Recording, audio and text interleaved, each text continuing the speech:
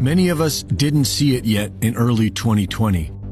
But today, millions of us are now aware of the emerging one world government and their deceitful plans to seize power hidden under the guise of world health. And many of us are now awake to the fact that this so-called New World Order is religiously paganistic, luciferic, and satanic.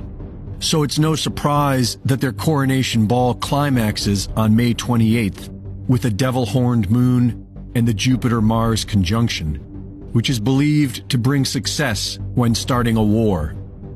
Their big week of megalomania begins on May 22nd in Switzerland, with both the World Health Organization's annual World Health Assembly and the World Economic Forum's annual meeting in Davos. In Geneva, the WHO will be voting on a pandemic treaty known officially as the Zero Draft Report of the Working Group on Strengthening WHO Preparedness and Response to Health Emergencies. This pandemic treaty will make them the directing and coordinating authority on international health. The WHO's Zero Draft Plan includes regular simulation exercises, global surveillance, more vaccines, more censorship, contact tracing, and digital vaccine passports. In Davos, Klaus Schwab's World Economic Forum's annual meeting theme is History at a Turning Point. Their agenda includes more vaccines, more censorship, and more LGBTQI resilience. The same week in Indonesia, the United Nations Office for Disaster Risk Reduction is holding their annual global platform, where they will be planning for regular ongoing pandemic simulations, more global governance, more money to fight climate change, and ultimately accomplishing the United Nations 2030 Agenda, also known as the Great Reset.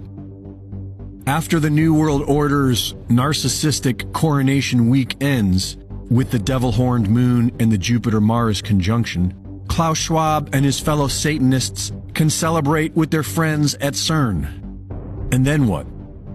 In March of 2021, the Nuclear Threat Initiative conducted a tabletop exercise simulating a global pandemic involving a monkeypox terrorist attack, something that Bill Gates has told us to expect.